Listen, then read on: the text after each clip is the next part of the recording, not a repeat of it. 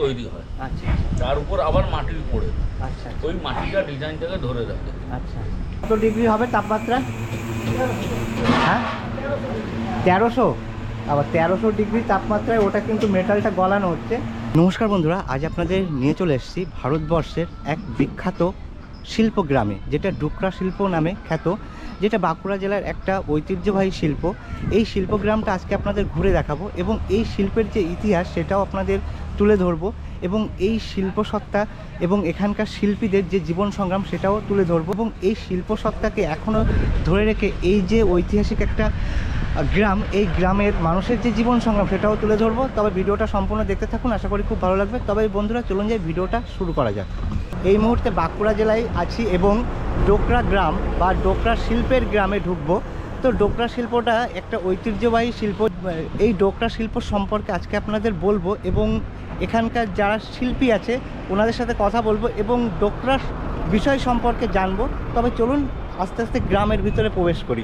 এই দেখুন গেট, গেটটা কত সুন্দর, এবং ডোকরা ছবিও রাখা আছে, মানে ডোকরা শিল্পের যে ছবি, ডোকরা শিল্পের যে মূর্তি সেটাও কিন্তু এখানে রাখা আছে। দেখুন, ডোকরা বলতে মাটির মোমের গালা দিয়ে এক প্রকার শ্বাস তৈরি করা হয়, সেই শ্বাসের ভিতর বিভিন্ন দেবদেবীর মূর্তি তৈরি করা হয়। ওই ধাতব পদার্থ দিয়ে যে মূর্তিটা তৈরি হয়, দেবদেবীর মূর্তি, সেটাকেই কিন্তু ডোকরা শিল্প বলে। তো দেখুন এই যে এখানে বিভিন্ন দেবদেবী বা বিভিন্ন পশু পাখির বিভিন্ন মূর্তি। চলুন আস্তে আস্তে ভিতরে যাই।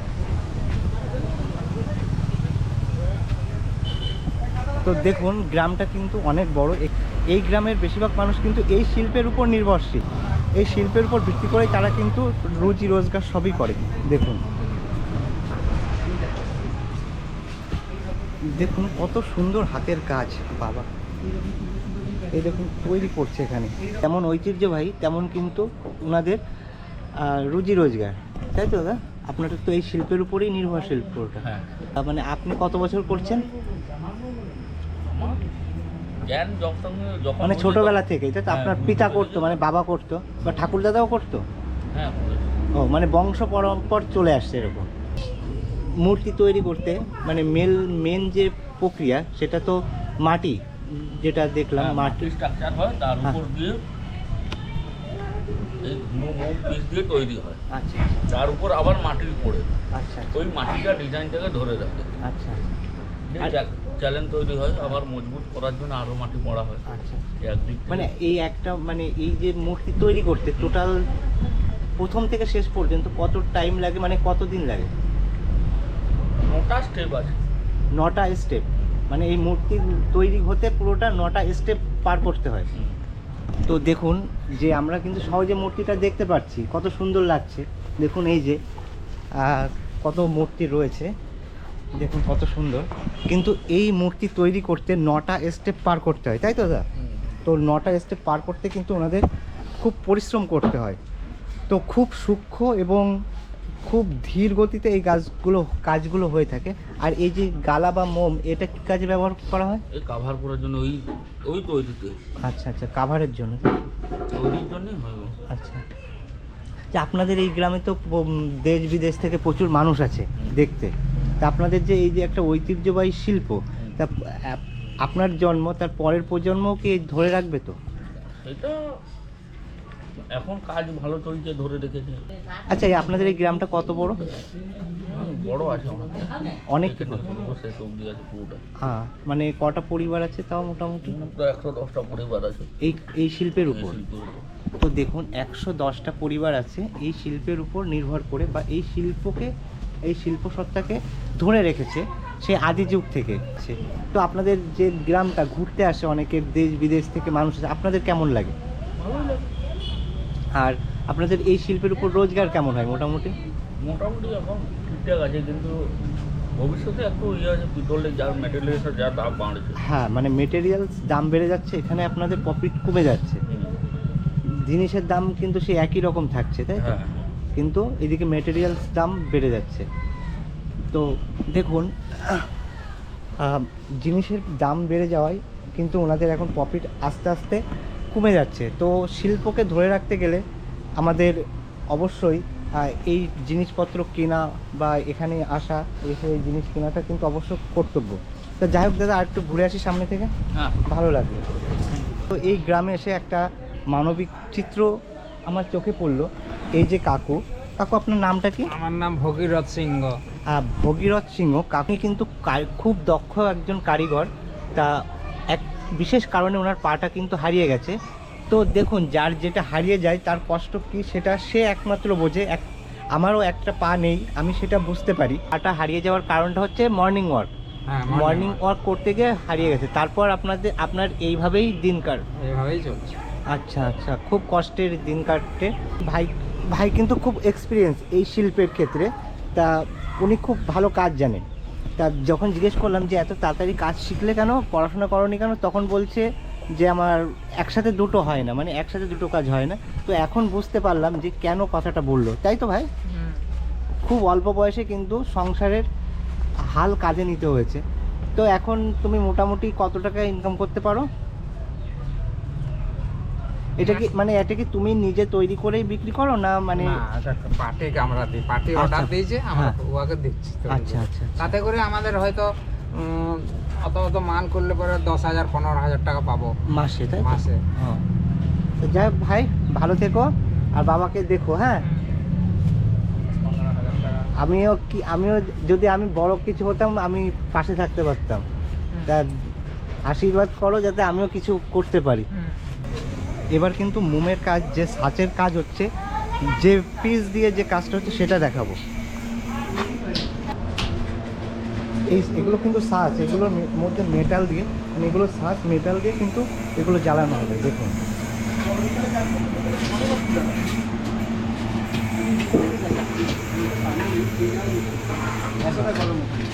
দেখুন যে পাত্রটা হচ্ছে ওটা কিসের পাত্র? ফাটবে না ওটা? হ্যাঁ, ঢালবেন কোথায় কিসের উপরে? ওটা ফুটছে, ওইটাও তো গরম করতে হবে না, ওটা ফুটছে, এখানে ও প্রোডাক্ট আছে। দেখুন, এগুলো কিন্তু মাটির ছাঁচ। এই ছাঁচের ভিতরে কিন্তু যে মেটালগুলো দিয়ে তারপরে পোড়ানো হবে। প্রথমে কিন্তু মেটালগুলো এই উনুনে গলানো হচ্ছে অনেক তাপমাত্রায়। তাপমাত্রাটা দেখলে বুঝতে পারবেন। তো তাও কত ডিগ্রি হবে তাপমাত্রা?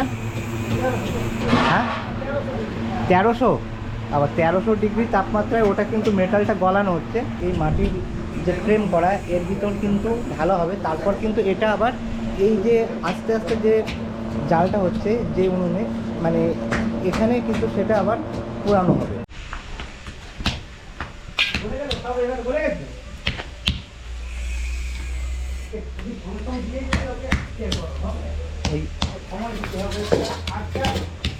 কয়লা, এই কয়লাটা ওখানে। আচ্ছা, মুখটা খুলেছি। এইগুলো কি করতে হবে? এগুলো মাটিগুলো খুলবো, ঠান্ডা হলে জল দিয়ে নিভিয়ে মাটিগুলো খুললে ওটা বেরিয়ে আসবে।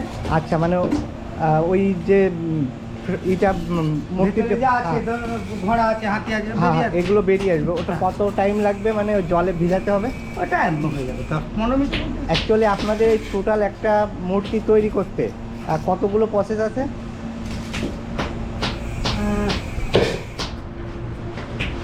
5-6টা হবে।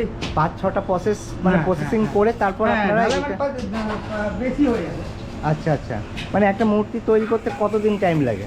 ওটা এবারে যেরকম হবে, একটা 3 ইঞ্চি ঘড়ি, হ্যাঁ, ওটা আমরা ওটা বানানোটা মানে আধা ঘন্টায় হয়ে যাবে। আচ্ছা আচ্ছা, কিন্তু হ্যাঁ, ঢালাই অবধি ওটা 3 দিন সময় লাগবে। ওই ঢালাই অবধি 3 দিন? 3 দিন সময় মানে লাগবে, কারণ একটা ঢালাই কখনো করা যায় না, মানে সেগুলোর জন্য অনেক ঢালাই যখন হবে তখন একসাথে। হ্যাঁ, আচ্ছা, তো 3 দিনের মাথায় 30টা হয়ে যাবে। 30টা হয়ে যাবে, ওগুলো একসাথে আপনি।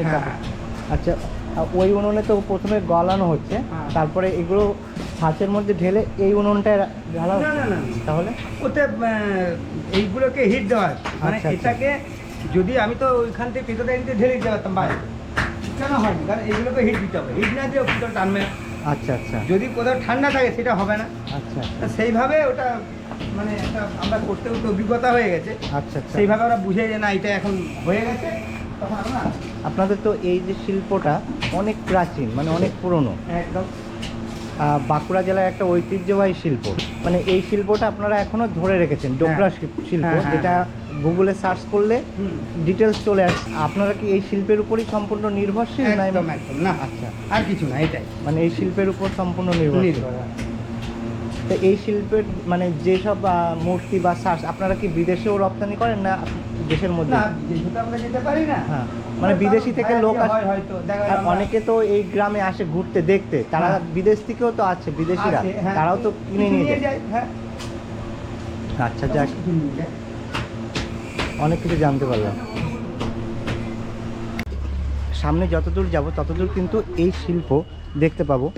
তো দেখুন কত সুন্দর ডিজাইন করা, কত সুন্দর সুন্দর মূর্তি এখানে রয়েছে।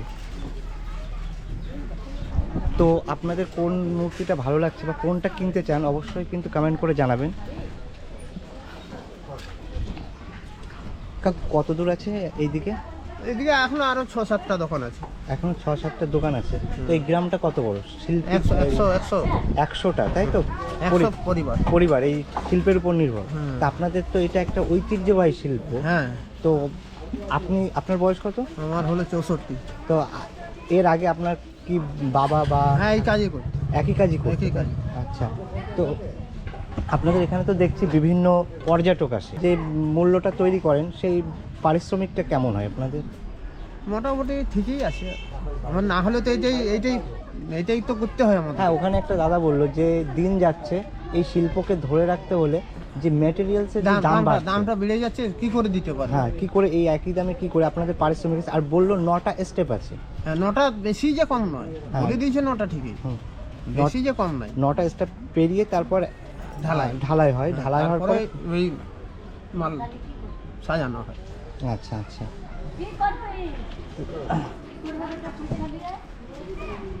তো কাকু ভালো থাকবেন। হ্যাঁ। আপনাদের গ্রামে অনেক মানুষ আসুক, অনেক জায়গায় তো বিদেশ থেকে মানুষ আছে দেখতে? হ্যাঁ, আসে, বাহ। তো নিয়ে যায়, আর আসে কিনে নিয়েও যায়, তাই? নিয়ে যায়। বাহ, ভালো। তো বন্ধুরা, এই ডোকরা গ্রামে এসে এক কাকুর সাথে পরিচয় হলো, খুব ভালো লাগলো। উনি কানাডায় থাকে, কানাডা থেকে এসেছেন এই ডোকরা গ্রামের যে ঐতিহ্যবাহী একটা শিল্প, সেই শিল্প সত্তা দেখতে। তো আপনার এখানে এসে কেমন লাগছে? খুবই ভালো লাগছে। আমি তো বছরে একবার আসি, কিন্তু এই বাঁকুড়াতে আসিনি আগে। আচ্ছা আচ্ছা তো বাঁকুড়াতে এসেছি আমরা, ওই এতে উঠেছি, কী করে ওটা জয়পুর আচ্ছা। রিসোর্ট যেটা আছে, হ্যাঁ, ওইখানে এসে উঠেছি। আচ্ছা আচ্ছা। উঠে এইসব দেখছি, আজকে এটা দেখবো, কালকে আবার হ্যাঁ। একটুখানি দেখবো, দেখে চলে যাবো। আচ্ছা, আপনি কলকাতায় বছরে কবার আসছেন? একবারই। ও আচ্ছা চলো। আচ্ছা, ঠিক আছে, ভালো আচ্ছা ভাই, থাকবেন। হ্যাঁ, চঞ্চল, থ্যাংক ইউ। আচ্ছা, ভালো থাকবেন। হ্যাঁ, চঞ্চল কি পুরো পুরো travel with Chanchal. travel with চঞ্চল। আচ্ছা, বাহ, কি দারুণ।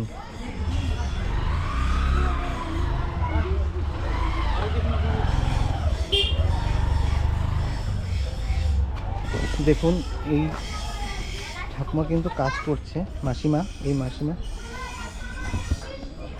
ফ্রেম তৈরি করছে।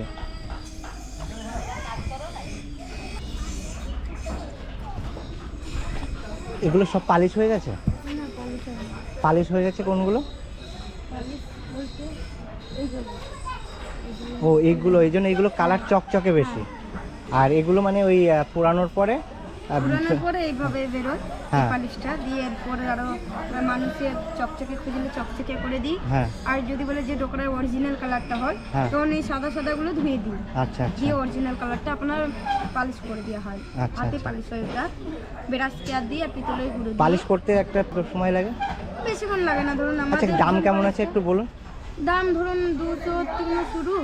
আপনার একেবারেই আমার এখানে আপাতত 15,000 টাকা অবধি মাল আছে। ও, মানে 200 থেকে শুরু, 15,000 পর্যন্ত পাওয়া যাবে। এবার যে মালের উপর নির্ভর করে। হ্যাঁ। দেখুন, বিদেশিরা এখানে কিন্তু এসছে। তবে বন্ধুরা, ঐতিহাসিক শিল্পী গ্রাম বা শিল্পগ্রাম ডোকরা গ্রামটা আপনাদের ঘুরে দেখালাম। তো এই গ্রামটা আপনাদের কেমন লাগলো এবং এইখানকার মানুষের যে জীবন সংগ্রাম সেটা কেমন, বিস্তারিত আপনাদের সামনে তুলে ধরলাম। তবে ভিডিওটা কেমন হয়েছে অবশ্যই কমেন্ট করে জানাবেন, ভালো লাগলে একটা লাইক করবেন, আর আপনি নতুন হলে অবশ্যই একটা সাবস্ক্রাইব করে পাশে থাকবেন। আবার দেখা হচ্ছে নতুন একটা ভিডিওতে, ততদিন আপনারা ভালো থাকবেন, সুস্থ থাকবেন।